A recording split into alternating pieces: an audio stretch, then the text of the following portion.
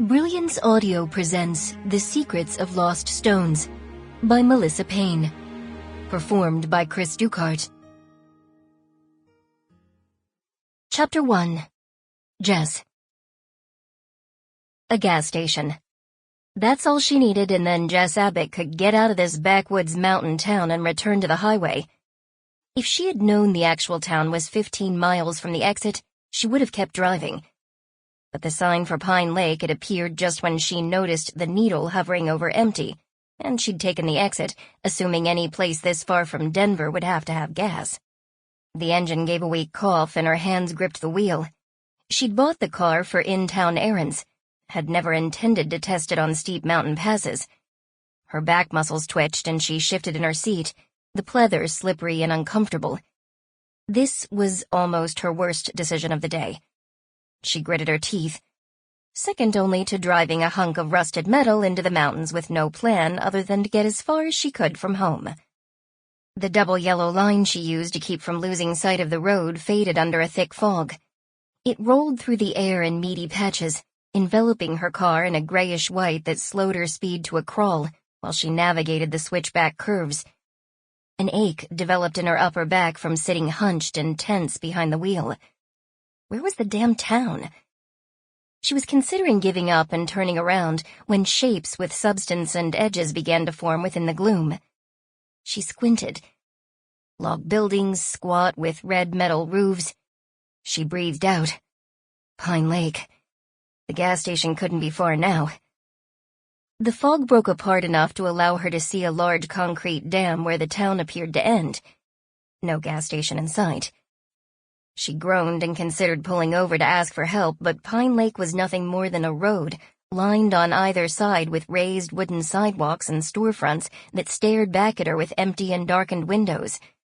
It couldn't be much past 3 in the afternoon, yet it was deserted, empty of people and cars, the sky matching the air, gray and heavy.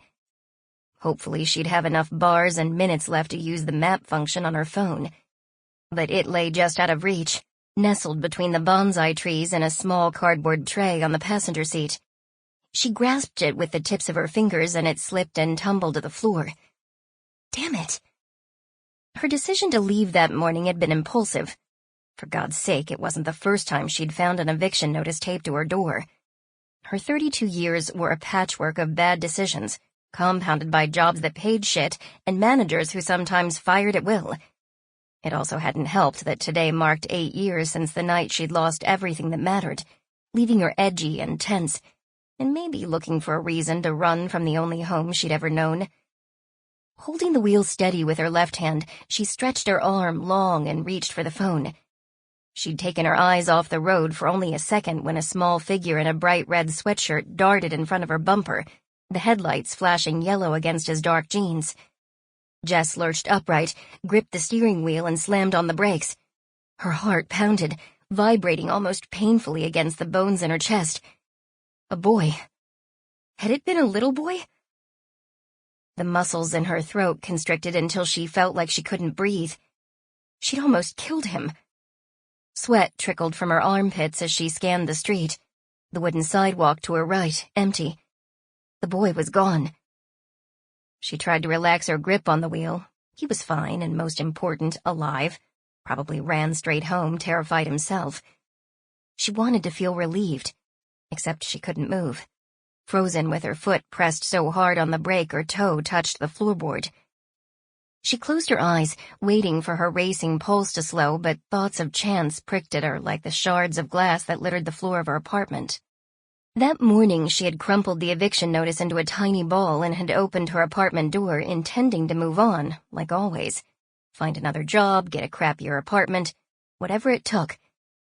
But then her eyes had landed on a school picture of Chance, taken when he was in 2nd grade.